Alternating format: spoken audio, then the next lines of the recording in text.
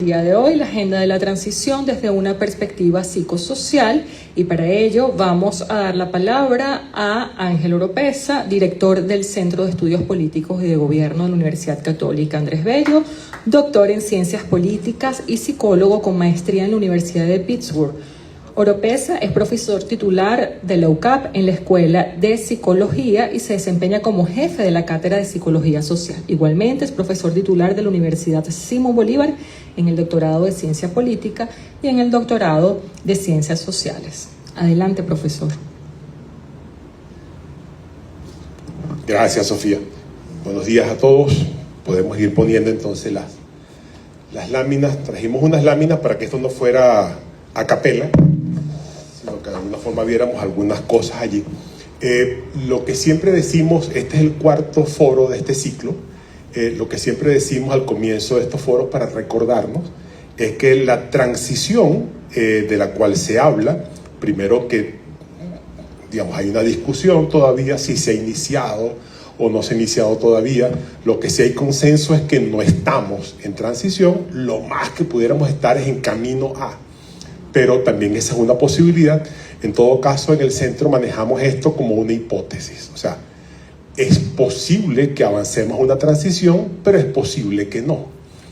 Y eso es importante porque de qué depende que vayamos o no vayamos a una transición, en parte depende de lo que hagamos con respecto a ella. Una transición no es una cosa dada, no es un evento que ocurre, sino una cosa que se construye. Y para construirla hay muchos elementos, por eso vimos en el primer foro un poco la comparación histórica de las transiciones en el mundo. En el segundo foro hablamos de los elementos jurídicos, legales que hacen falta para hablar de una transición. En el tercero repasamos los elementos económicos propios de una transición.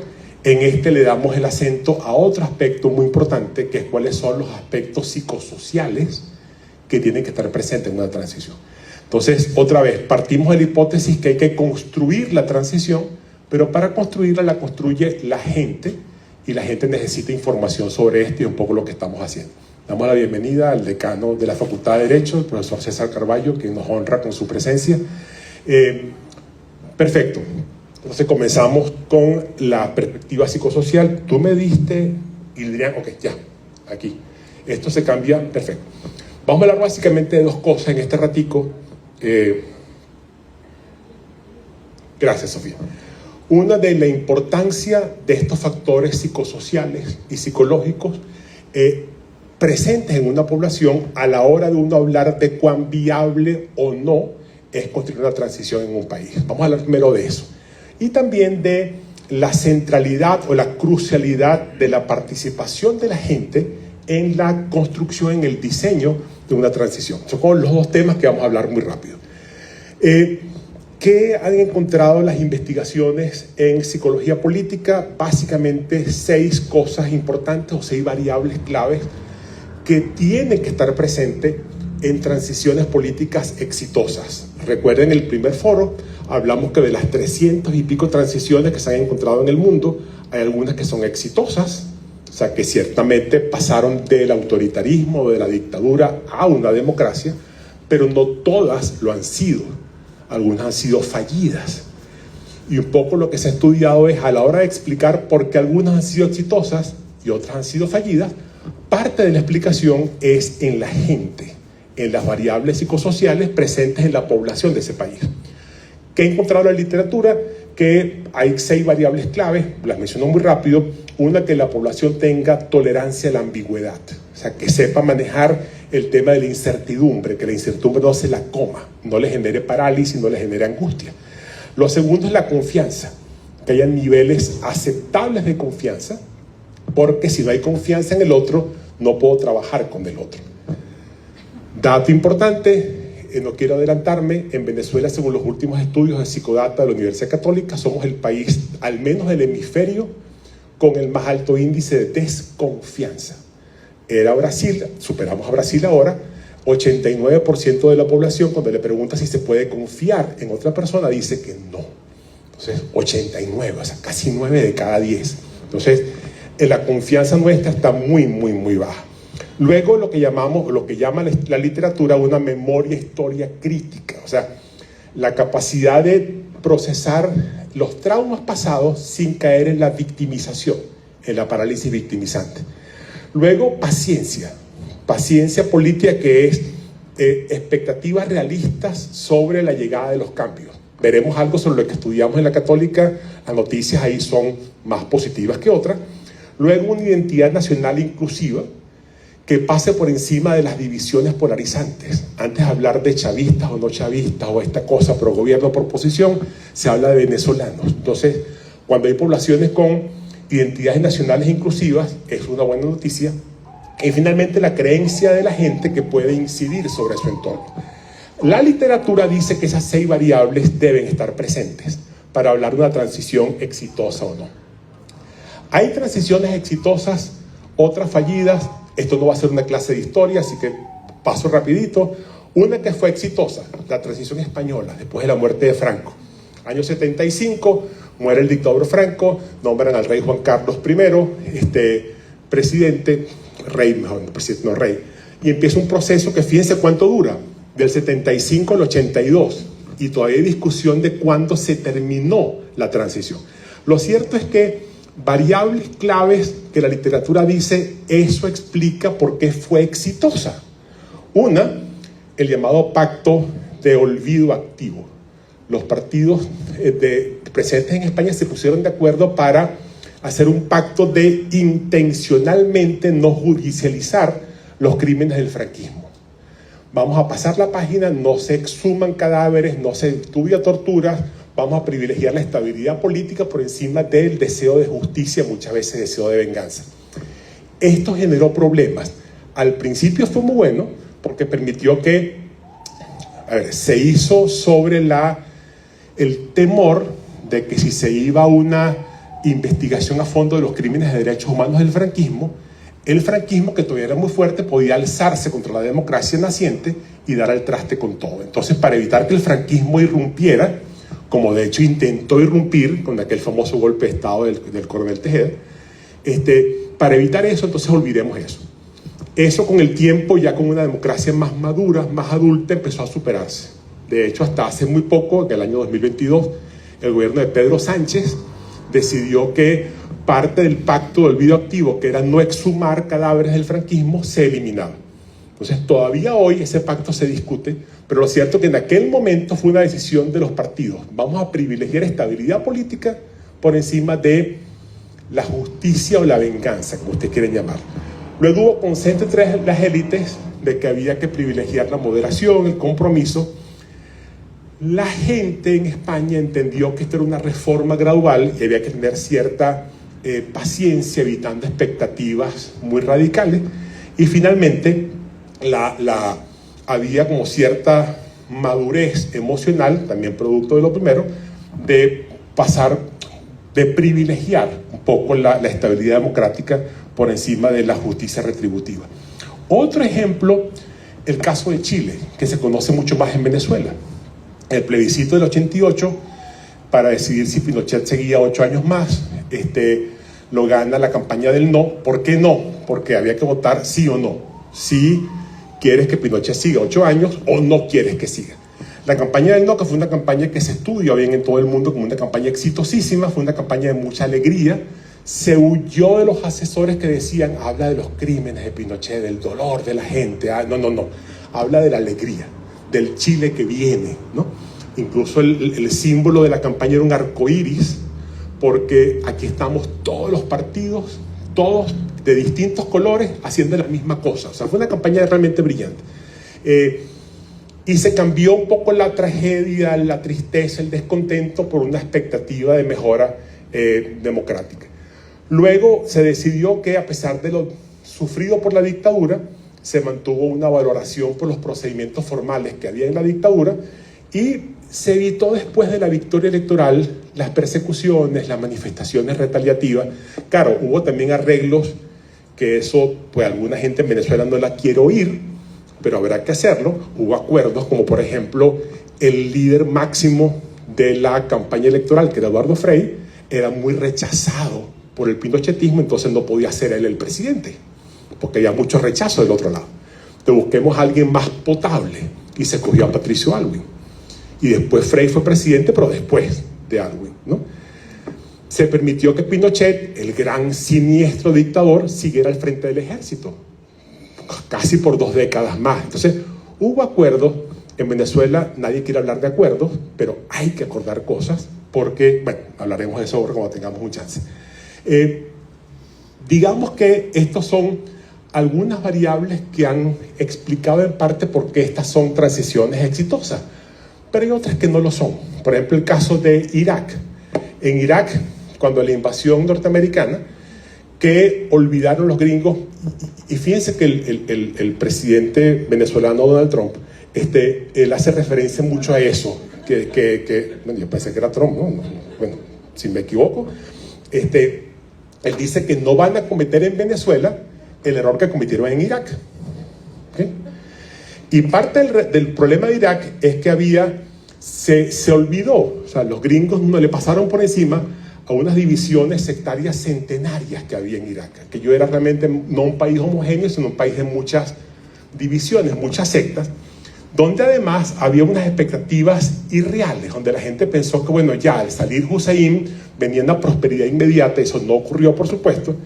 Además, la violencia de Saddam Hussein, pues lo que generó fue ciclos de victimización, de pases de factura, y el resultado fue el intento de imponer por la fuerza instituciones democráticas, liberales, formales, occidentales, haciendo caso omiso o haciendo obvio toda una cultura milenaria que no estaba para eso.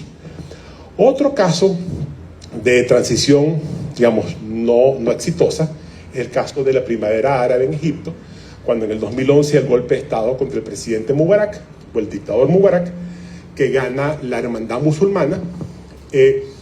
Ahí empezó una pelea muy sectaria, porque los musulmanes pensaron que de haber ganado la elección, que además fue una elección limpia, les permitía convertir a Egipto en una república islámica y borrar todo lo que no fuera. Los que participaron en el golpe de Estado contra Mubarak, que era básicamente el sector más secularista, poco los laborales, parte de la izquierda egipcia, lo que dijo fue: hay que enfrentar a esta gente, porque si los dejamos, por más que hayan ganado la elección, van a convertir esto en una cosa donde nadie va a poder vivir. Entonces, la elección dio paso a una guerra fratricida entre islamistas y secularistas, ¿no? Y por supuesto, con una bajísima tolerancia a la ambigüedad, no acepto del otro nada, no discuto proyectos con el otro, porque el otro lo que quiere es acabar conmigo. Al final, ¿qué pasó? Bueno, la consecuencia fue que entonces hubo un retroceso político y dio paso a otro golpe de Estado con el general al-Sisi, que todavía se mantiene en el poder, por cierto, y esa transición pues nunca fue exitosa, se vio maltrato. En resumen, ¿cuáles son las variables psicosociales que predicen éxito? Aquí nos guiamos por un informe, un estudio de la Universidad de Stanford, que se llama el Proyecto de Comparación Histórica de Transiciones. Stanford lo que dice que hay, sociedades con mayor probabilidad de transiciones cuando en la población de esas sociedades se presentan estas cosas. Primero, una narrativa de agenda compartida. O sea, la gente no se ve como víctimas pasivas, sino como actores, ¿no? Una cosa que en Venezuela todavía nos falta mucho por hacer. Luego, capacidad de disenso sin demonizar al otro, o sea, sin destruir al oponente. Luego, una memoria equilibrada, donde se recuerdan, no se olvidan los sufrimientos pasados, pero sin quedar atrapados en ellos. Y finalmente, una orientación más futurista, donde la intención o el privilegio es buscar cómo se construye el futuro y no solamente vengar el pasado. Lo cierto es que hay 4 lecciones en esto para no olvidar, muy rápido. 1, los procesos de transición a la democracia o procesos de democratización requieren preparación psicológica. O sea, no basta, como algunos piensan, con llamar mágicamente a elecciones. Tú necesitas trabajar con la gente, preparar a la gente en términos de reconciliación, en términos de educación cívica, en términos de tolerancia, y que hacer ese trabajo. Luego, el ritmo de la transición debe coincidir con la capacidad de absorción emocional de la gente, que puede ser más rápida, puede ser más lenta, pero tienes que tomarla en cuenta. Transiciones muy rápidas, lo que la historia ha demostrado es que pueden colapsar, sobre todo en sociedades muy traumatizadas. Luego, las instituciones que se quieran imponer deben reflejar la psicología local. Entonces, cuidado con que los que decidan sean actores externos que conozcan poco de la realidad local, y entonces impongan modos de hacer, políticas, procedimientos que son muy de allá. Cuando digo allá no sé a qué me refiero, pero en todo caso de allá. ¿Okay? Y finalmente, el liderazgo político tiene que ser un liderazgo emocionalmente inteligente. Aquí en el Centro de Estudios Políticos, algunos de los que están aquí le vimos la cara ese día. Hicimos en noviembre un evento que es el evento de prospectivas para el primer semestre de 2026. Tuvimos mucho éxito en las prospectivas políticas, en las sociales, nos caímos en las económicas, hubo que botar todo eso porque bueno, llegó el 3 de enero. Pero para ese evento, si ustedes recuerdan, hicimos una encuesta que lo hizo la gente de Delfos, con una muestra de 2.000 personas, una encuesta nacional, con una metodología muy limpia, y una encuesta además interna, para nosotros nada más, no se hizo pública. Y en la encuesta, intencionalmente, metimos algunas preguntas para probar algo de esto, ver cómo estamos a nivel de variables psicosociales necesarias por la transición. No voy a entrar en la encuesta por las razones de tiempo, que me queda ¿cuánto? Chévere. El padre Infante me acaba de dar la bendición, o sea que no tengo problema. Por ejemplo, disposición a aceptar ciertas situaciones. En una escala de 1 a 5, donde 1 es nada dispuesto y 5 es muy dispuesto, ¿qué tan dispuesto está usted a ciertas cosas? Como por ejemplo, tener de vecino a alguien que apoya la oposición. Sin problema. Fíjense que lo verde oscuro es muy dispuesto. Lo verde clarito es dispuesto. Ahí la gran mayoría, lo rojo es para nada dispuesto. O sea que ahí estamos muy bien. Tener como vecino a alguien que apoya al gobierno, también estamos muy bien. O sea, un poquito menos, pero en todos casos también estamos muy bien. Trabajar en un proyecto comunitario con personas de ideas políticas diferentes a las mías, no estamos mal, tampoco estamos bien, pero bueno, digamos ahí se puede trabajar. Fíjense la última. Creer en la información que dice alguien del bando político distinto al mío. No. O sea, 60% no creo esa cosa. No creo eso. ¿Sí? Entonces, digamos, es importante para ver cómo trabajamos eso. ¿Qué hacer si gana, en una democracia gana el grupo opuesto? O sea, imagínense que en una Venezuela democrática, un partido político con el que usted está en total desacuerdo, gana las elecciones y forma gobierno. ¿Qué debería hacer usted? Buenísimo, fíjense, aceptar eso y tratar de ganar la próxima elección es la mayoría, hay el 60%. Buenísimo, eso habla de una gran madurez política. Ojo, hay 20% que dice buscar apoyo foráneo para destruirlos. Bueno, está bien, es 20, pero 20 es 20. 20 es 1 de cada 5, ¿ok? Movilizar protestas para el cambio, 12%, no tengo ni idea, 10. Entonces, véanlo como una especie de moneda de dos caras. La noticia buena es que la gran mayoría dice, bueno, si ganaron, ganaron. Nos prepararemos para la próxima vez. Pero hay un 20% que no es despreciable que dice, no, hay que buscar cómo sacarlo por la fuerza. Ok. ¿Qué hacer con los responsables de corrupción y violación de los derechos humanos?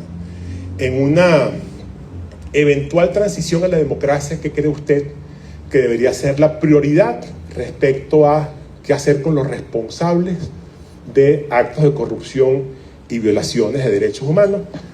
Fíjense, castigo para todos los responsables es 40%.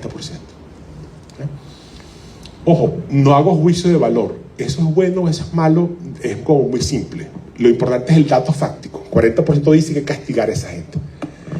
Pasar la página, 18%. No es tampoco nada despreciable. Que la verdad se estudie sin enfocarse en el castigo, también 18%, nada despreciable. Y reducir penas a quienes colaboren con la transición, un 15%. Es interesante un poco el arcoíris de posibilidades. Estamos hablando de esto, se hizo en finales de octubre, comienzos de noviembre del año pasado. Fíjense qué interesante esto. porque van a ver las cifras rojas y verdes. En una eventual transición, a veces hay que llegar a acuerdos con actores políticos del régimen anterior para garantizar la estabilidad.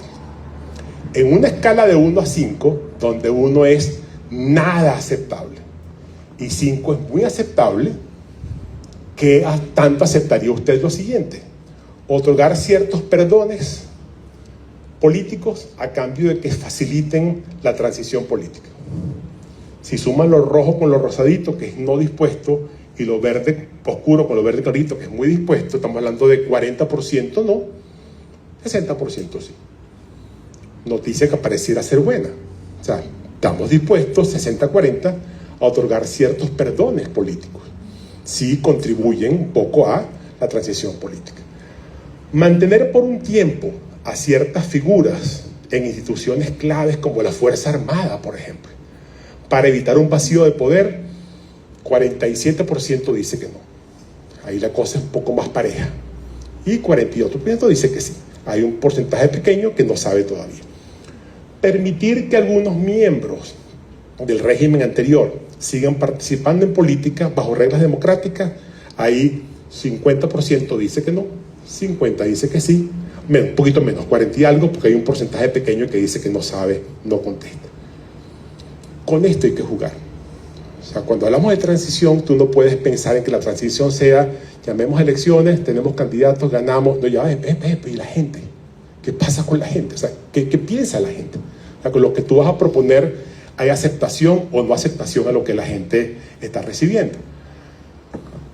Imagina usted que en una Venezuela en transición, para lograr una mayoría estable, el partido o movimiento político con el que usted simpatiza debe formar alianza de gobierno con el otro partido con el que usted tiene grandes diferencias. ¿Okay? ¿Usted apoyaría esa alianza? 22 sí, 25 depende del trato que ofrezcan, 43% no.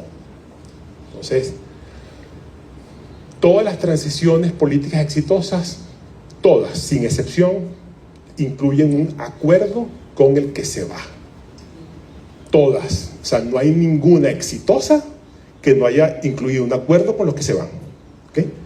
Y aquí, acuerdo con los que se van, 43% de la gente dice no. Pero eso hay que trabajarlo. ¿Okay?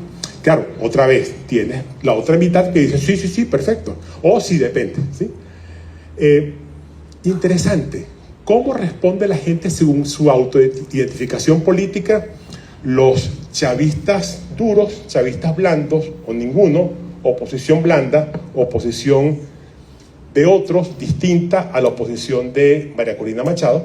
Fíjense que hay una cosa interesante, sin juicios de valor, por favor, sin juicios de valor, usted los más proclives o los más dispuestos a que eso ocurra son los chavistas duros. Claro, alguien cuando vio esto dijo, claro, son los que saben que van a perder. Está bien, perfecto, puede ser eso. Lo cierto es que son los más propensos a aceptar eso.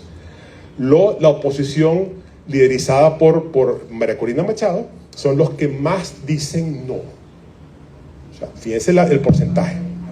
57% dice, no quiero ninguna alianza. Entonces, bueno, ¿cuánto atenta a la viabilidad de una transición que la hoy líder máxima de la oposición democrática diga, bueno, no ella, por supuesto, la gente que se identifica con ella diga no queremos nada de alianza, pero la alianza es necesaria? Entonces, eso hay que trabajarlo, eso hay que trabajarlo. Voy rápido. ¿Cuál cree usted que debe ser la prioridad de un eventual gobierno de transición en los próximos 2 años? No hay, por supuesto, sorpresas. 70% dice reactivar la economía, pana. O sea, primero que nada, cualquier cosa. ¿Okay? Luego, restablecer servicios públicos.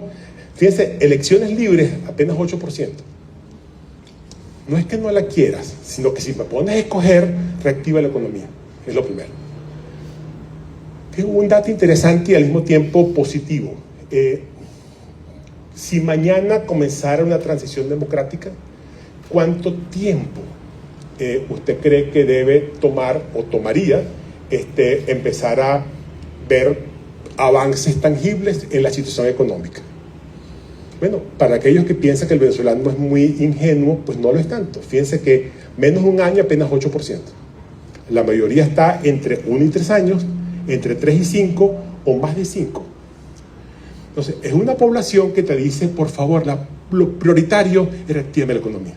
Eso va a ser este año, ¿no? Yo sé que no va a ser este año, pero arranca, ¿ok? Puede llevarse 1, puede llevarse 3, no lo sé. En ese aspecto es un pueblo bastante maduro. Otra vez, la moneda de dos caras. Tenemos cosas que hay que reforzar porque son muy positivas, según la literatura de transiciones.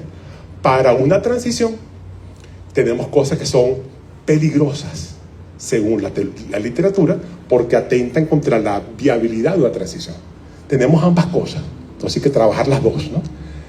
Para ir terminando, importante como mensaje de cierre, o sea, aunque todo el mundo lo diga, hay que recordarlo. Las democracias no se construyen solo con elecciones ni con constituciones.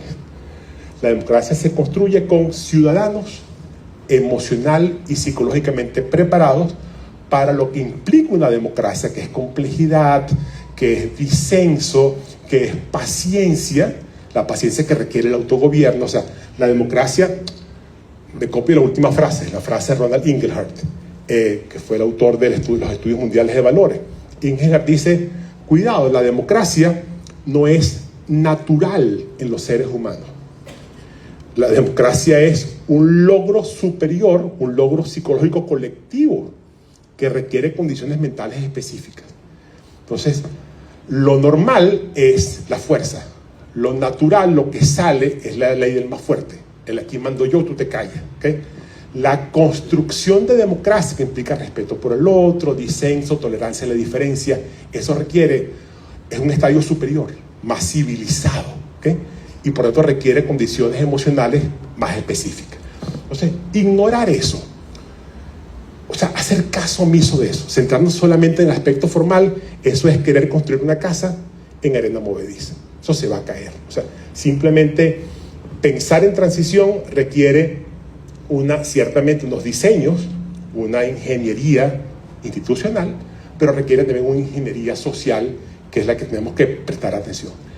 Muy rápido, lo que la literatura, disculpen un segundo, Sofía, ¿cómo estoy?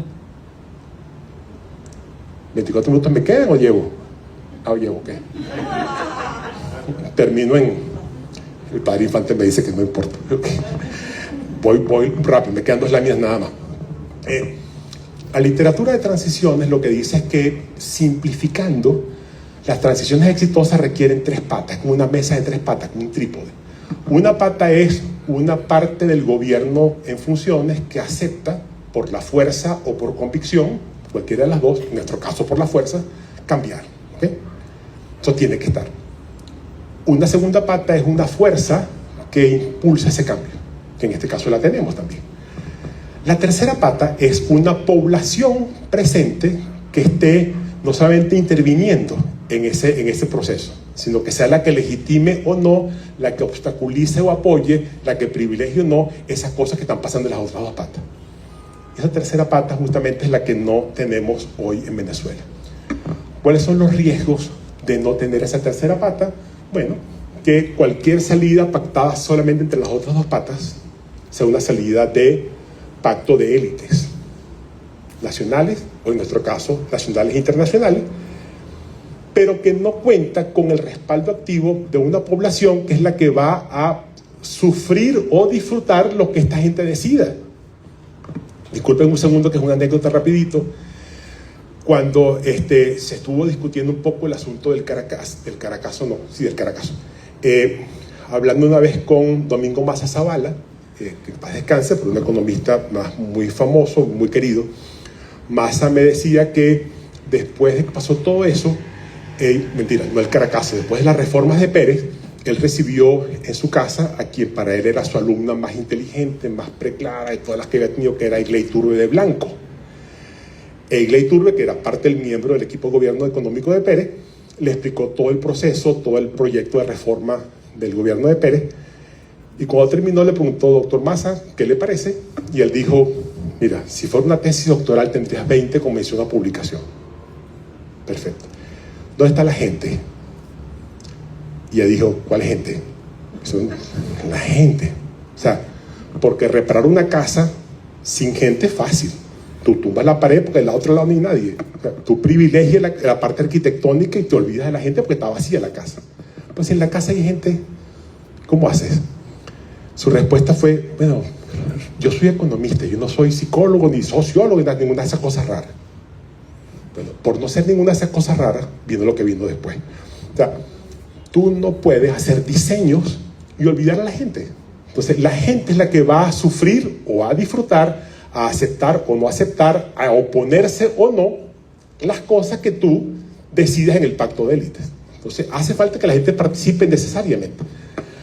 Si la sociedad no se articula para hacer eso, bueno, eso va a ser llenado por los más fuertes. Ese espacio no va a quedar vacío, va a quedar lleno por los que están en el poder. Además, si la sociedad civil no participa, como está ocurriendo lamentablemente en este momento, creo que tenemos una gran obra de teatro con dos grandes actores, que son el primer actor Donald y la primera actriz Delcy, y los demás somos todos gente sentada en las butacas viendo qué pasa con estos dos. Pues eso es aceptar, ligar que ellos se pongan de acuerdo y ligar que lo que decidan me caiga bien. Ligar, pero no estoy participando. Entonces,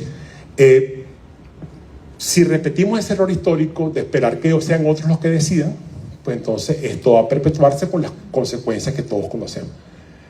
Volando muy rápido, así abro todo para leerlo muy rápido.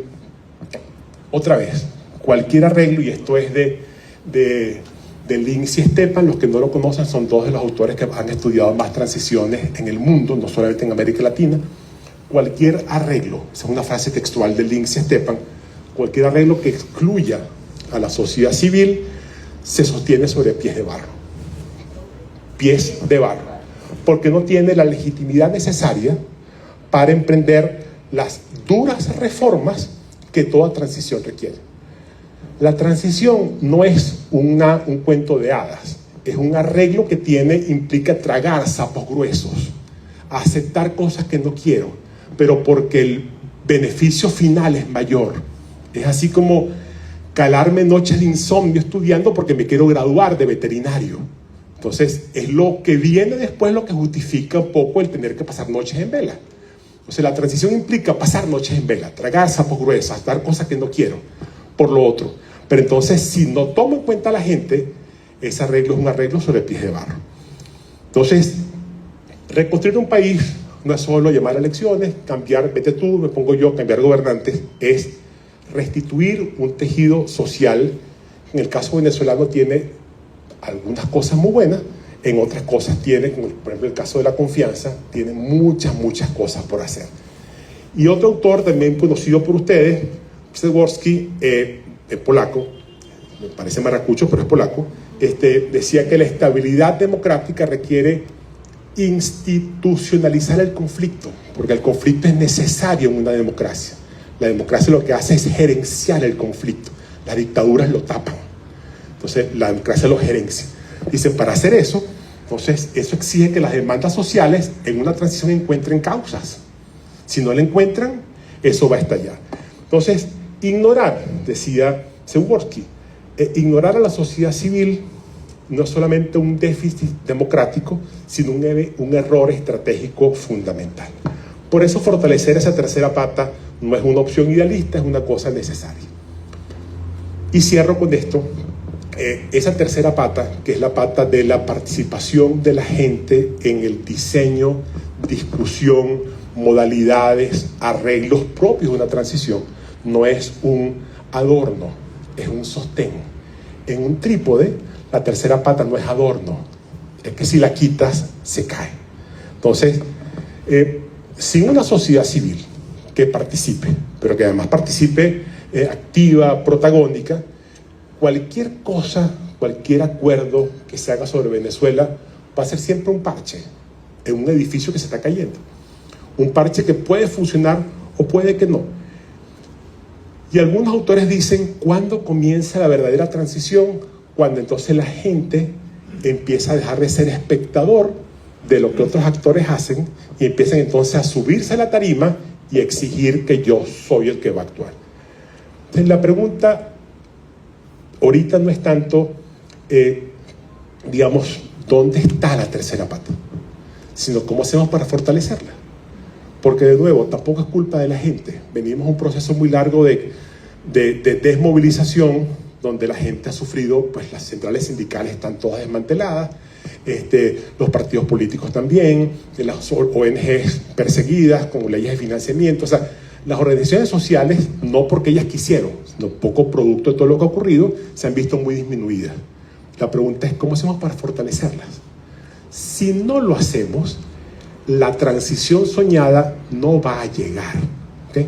Y corremos el riesgo, y no quiero que me acusen de pesimista, de que se dé la hipótesis que mucha gente teme, que en vez de caminar hacia una transición a la democracia, estemos caminando hacia una normalización autoritaria, donde con otras cabezas el modelo que la gente rechaza continúe gobernando, ¿sí?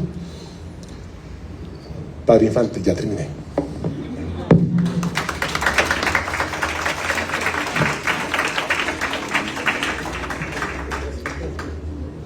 Gracias, profesor. Bueno, continuamos y damos la palabra al padre Alfredo Infante, provincial de la Compañía de Jesús en Venezuela y vicecanciller de la Universidad Católica Andrés Bello. Bienvenido, padre, adelante.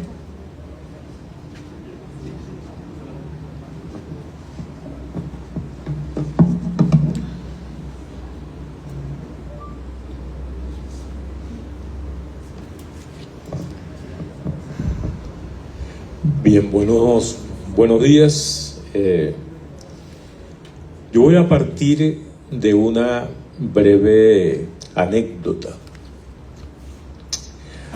Hace algunos días, conversando con una señora de 85 años de un barrio de Caracas sobre el tema de la transición, ella utilizaba una imagen que creo que nos viene bien, y es que yo le decía, una transición después de tanto daño no va a ser algo corto, tiene que ser algo largo, y los inmediatismos nos han hecho mucho daño. Y ella utilizaba una imagen poderosísima. Me decía, sí, padre, nosotros estamos dispuestos a hacer sacrificios, pero no a ser sacrificados. Entonces yo le dije, ¿y cómo es eso? Ser sacrificado es lo que hasta ahora hemos vivido. No vemos horizonte, pero si hay un horizonte claro, estamos dispuestos a hacer el sacrificio, porque hay un horizonte de sentido. Entonces, en un proceso de transición, es importante tener un horizonte de sentido y un mensaje movilizador que posibilite esa actitud ante lo que queremos. Y por supuesto que buscar un mensaje de sentido que sirva de brújula para hacer la ruta implica mucho acuerdo, mucho diálogo, mucho tejer para ir haciendo las sinergias necesarias hacia allá. Yo creo que es posible, en la medida que uno ha ido escuchando y conversando con distintos sectores, especialmente en las zonas populares y gente también que está en distintos lugares comprometidos con el país. Creo que es posible que podamos salir de nosotros mismos, construir ese mensaje común y ese horizonte común hacia una transición. Creo que hay esa apertura y ese deseo. Y en ese sentido, el cultivo de la imaginación en estos momentos es muy importante. Otra imagen que quiero utilizar en este proceso es la de un barco. Yo creo que cómo he ido captando el ambiente en los distintos lugares y en las distintas regiones y en los distintos grupos muy variopintos con los que uno va conversando. Y es la imagen de que Venezuela en el 2025 era un barco atascado en una tormenta, en una noche oscura. Y que de repente ese barco cortó amarras y comenzó a transitar. Y en ese sentido yo sí creo que estamos en una transición. En una transición emocional, porque todos experimentamos que algo cambió. En una transición social, porque las expectativas se abrieron. En una transición económica, porque nos hemos visto en un nuevo escenario. El tema es la incertidumbre, porque sabemos que estamos transitando, que el barco se está moviendo, pero no sabemos hacia dónde. Entonces, hay una transición, pero no hay un norte en esa transición. ¿A qué puerto transitamos? Los que estamos aquí queremos que este barco llegue al puerto de la democracia y el Estado de Derecho. Pero eso no se va a dar por arte de magia. Va a implicar de nuestra parte tejer mucho, dialogar mucho, negociar mucho, construir fuerza, pero ese puerto que es la democracia y el Estado de Derecho es lo deseable. Ahora, estamos transitando porque no estamos igual que antes, pero no sabemos a dónde. Y si la correlación de fuerza en este escenario global y en este escenario nacional vaya a posibilitar esa transición hacia el Estado de Derecho y la democracia.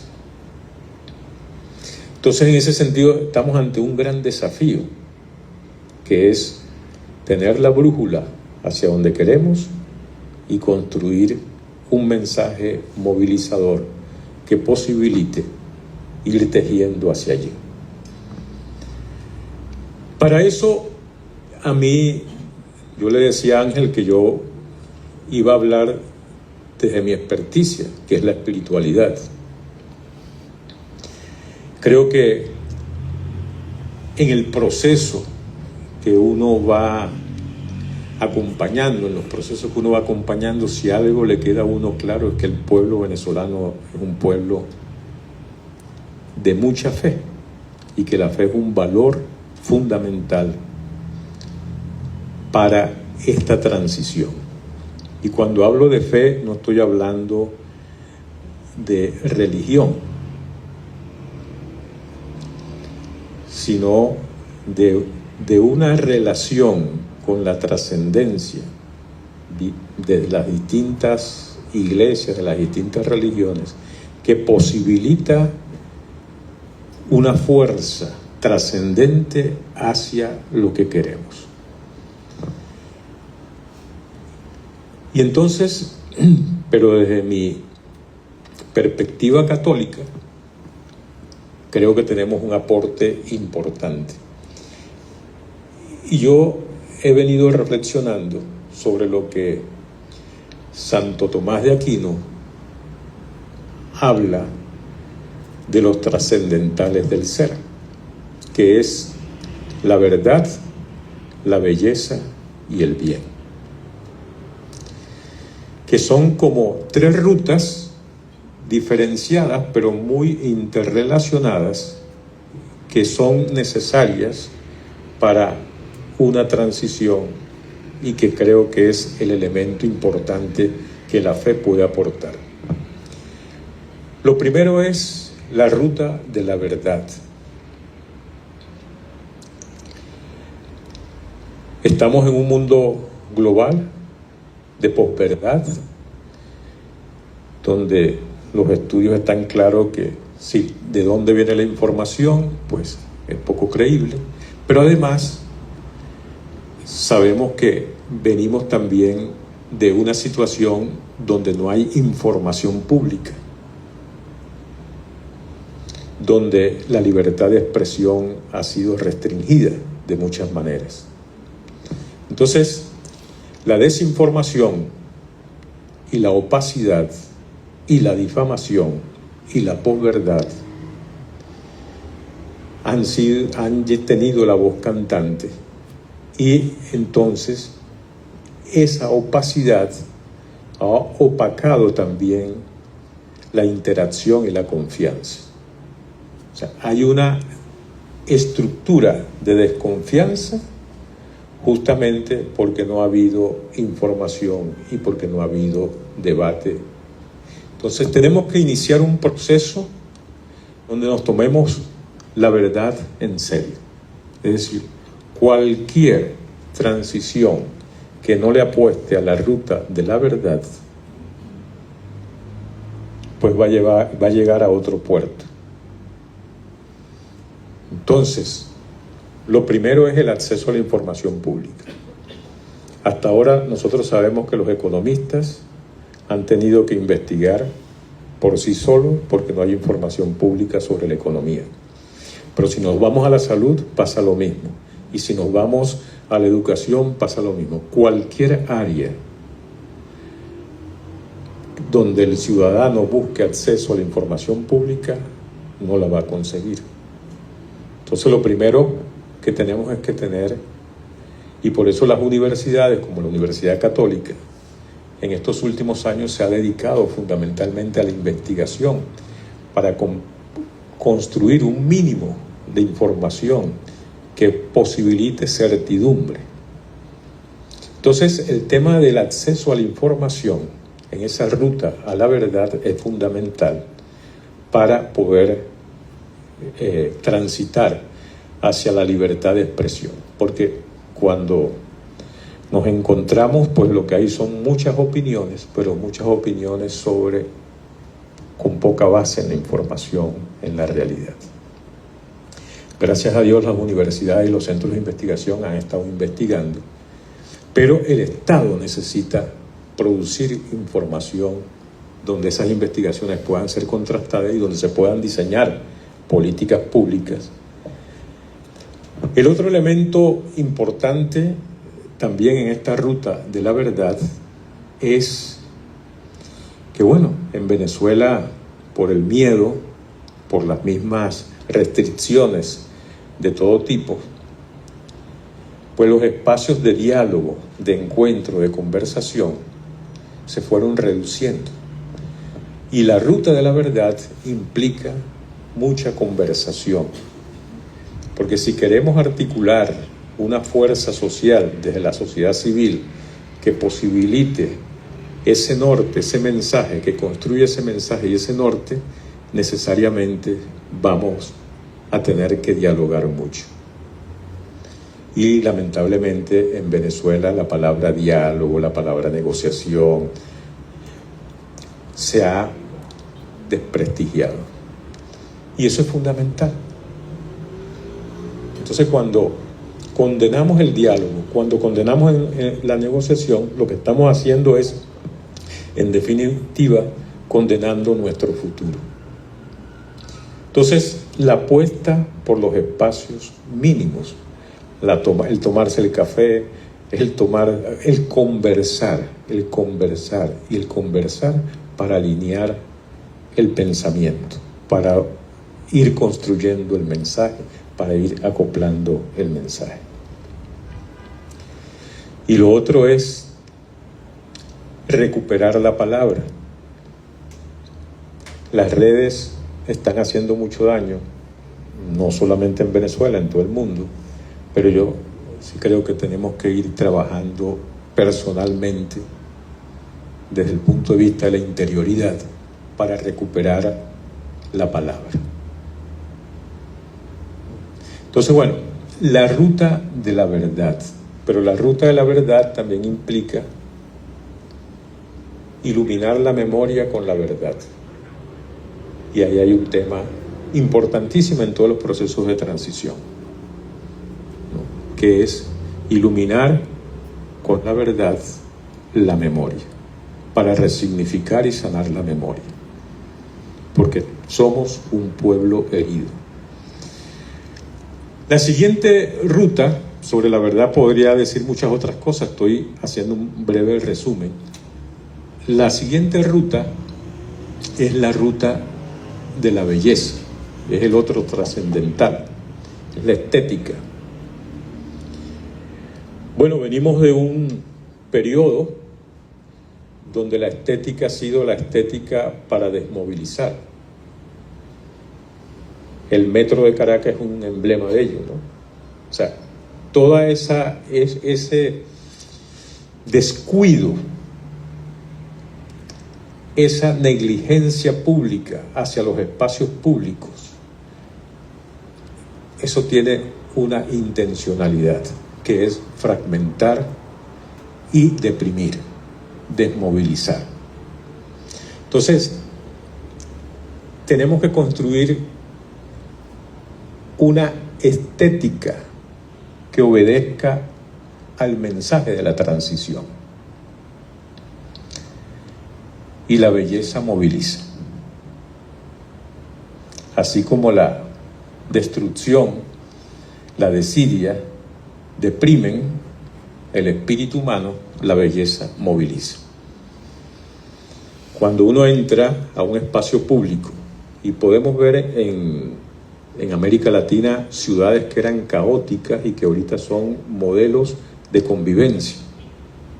Entonces el espacio físico, la arquitectura de la transición es importante, el arte de la transición es importante, el cultivo del espíritu en un proceso de transición es importante. La estética no es adorno, la estética es fundamental dentro del mensaje de la transición. Entonces, ¿cómo pensar nuestras ciudades? ¿Cómo pensar nuestros espacios públicos para que haya realmente una movilización del espíritu humano y una recuperación de nuestra convivencia desde allí? Y lo tercero es el bien. Hemos vivido lo que cristianamente llamamos el pecado estructural, la violencia estructural. Y eso es expresión, diríamos, estructural de la maldad. Y entonces, el apostar por el Estado de Derecho es fundamental, porque si no hay Estado de Derecho, el bien común que aspiramos todos los venezolanos hoy es justamente el Estado de Derecho. Por lo menos transitar hacia que todos seamos iguales ante la ley,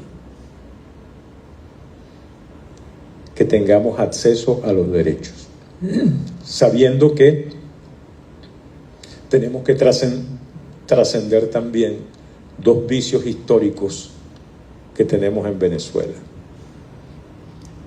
que es el Estado benefactor y el mesianismo político. Volvemos a transitar dentro de las expectativas al auge petrolero. ¿Cómo hacer que ese auge petrolero nos refuerce dentro de nuestra cultura el vicio histórico del Estado benefactor y el petroestado? sino que podamos ser una sociedad corresponsable que pueda generar el Estado y que no el Estado genere la sociedad. Entonces, estas tres rutas, la verdad, la belleza y el bien, son claves fundamentales para el tránsito al puerto que queremos.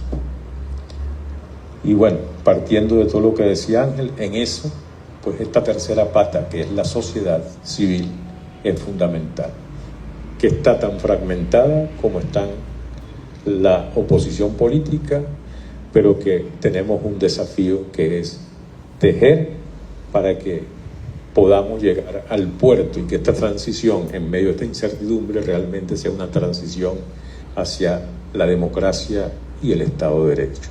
Gracias.